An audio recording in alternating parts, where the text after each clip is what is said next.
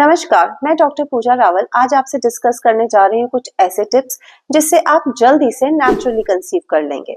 अब नेचुरली मतलब बिना किसी मेडिसिन के। अब आपको अपनी फर्टाइल विंडो पता होनी चाहिए। अब ये फर्टाइल विंडो कैसे कैलकुलेट होगी? जो आपकी साइकिल लेंथ है, यानी आज जो आपका फर्स्ट डे ऑफ पीरियड है और नेक्स्ट साइकिल का जो फर्स्ट डे ऑफ पीरियड है, इसके बीच में जितने दिन, यानी अगर आज आपका पीरियड 3 सितंबर को आया है और नेक्स्ट पीरियड आपका 2 अक्टूबर को आया है, तो आपकी साइकिल की लेंथ है 30 दिन। अब 30 दिन में आपका जो ओव्यूलेशन की डेट है 30 माइनस 14 डेज आपने करनी है, तो उससे 16th डे आपकी ओव्यूलेशन की डेट है। अगर आपकी 28 दिनों की साइकिल है तो 28 माइनस 14 यानी 14th डे आपकी ओव्यूलेशन होती है। अगर आपको ये भी डिफिकल्ट लगता है कैलकुलेशन, तो मार्केट में ओव्यूलेशन किट्स इजीली अवेलेबल है जिनसे आप पता लगा सकते हैं आपकी ओव्यूलेशन कब हो रही है। अब ओव्यूलेशन कब हो रही है यह जानना क्यों जरूरी है? क्योंकि जो स्पर्म है उसकी लाइफ लगभग 5 डेज होती है, यानी वो फीमेल की योनि में 5 दिन तक अलाइव रहता है, उसकी लाइफ इतनी होती है।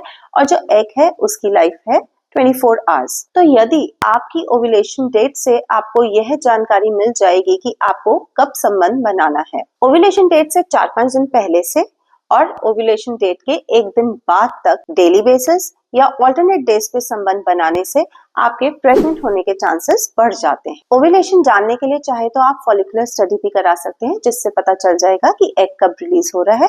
तो उसी से आप 4-5 दिन पहले और एग रिलीज होने के 1 दिन बाद तक आपको संबंध बनाना है। आप जब भी संबंध बनाए तो एकदम तुरंत ना उठ के वॉशरूम जाए। आपने 15 से 20 मिनट तक लेटे रहना है और आपने कोई सोप वगैरह क्लीनिंग के लिए यूज नहीं करना है। 15 से 20 मिनट बाद आप वॉशरूम जाके नॉर्मल पानी से वॉश कर सकते हैं और यूरिन भी पास कर सकते हैं। आपने स्ट्रेस बिल्कुल नहीं लेना है, क्योंकि स्ट्रेस से आपके सारे हॉर्मोन्स का गड़बड़ यानी इम्बैलेंस हो जाता है। आपने अपने डाइट का भी ध्यान रखना है। आपने जैसे diet which is rich in antioxidants, जैसे फल, हरी पत्तेदार सब्जियां जैसे ब्रोकली, पत्ता गोभी, बीन्स, ये सब अपनी डाइट में इन्वॉल्व करने हैं। आपने स्मोकिंग, अल्कोहल नहीं करना। स्मोकिंग से ये देखा गया है कि स्पर्म और एग की क्वालिटी बहुत खराब हो जाती है।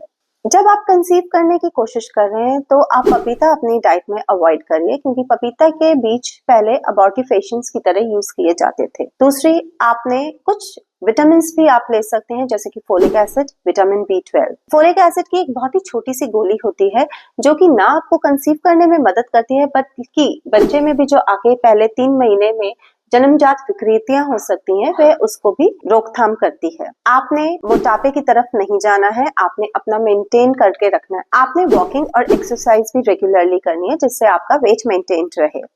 बहुत विगरस एक्सरसाइजेस अगर आप कर सकते हैं तो वो ओव्यूलेशन से पहले करिए। ओव्यूलेशन के बाद के पीरियड्स में आप ज्यादा विगरस एक्सरसाइजेस मत करिए। आप कुछ टेस्ट भी करा सकते हैं अपने, जैसे कि सबसे पहले पुरुषों में उनका सीमेन एनालिसिस कराया जाएगा और सीमेन कल्चर सेंसिटिविटी भी कराया जा सकता है। महिलाओं में CBC, थायराइड का test, LH, FSH, prolactin, AMH, ऐसे टेस्ट ज्यादातर कराए जाते हैं। अब सवाल ये उठता है कि कब तक आप घर पर खुद नेचुरली कंसीव करने की कोशिश कर सकते हैं और कब आपको डॉक्टर को कंसल्ट करना है। अगर आप 1 साल तक अनप्रोटेक्टेड सेक्स करते हैं और फिर भी आप कंसीव नहीं कर पा रहे हैं, तो आपको अपने डॉक्टर या किसी भी गायनेकोलॉजिस्ट को कंसल्ट करने की जरूरत है। 25 से 30 साल की उम्र आइडियल मानी गई है, जब आप माँ बनने के चांसेस सबसे ज्यादा होते हैं, क्योंकि 30 साल की उम्र के बाद आपके एग्स की क्वालिटी और एग्स का नंबर भी कम होने लगता है।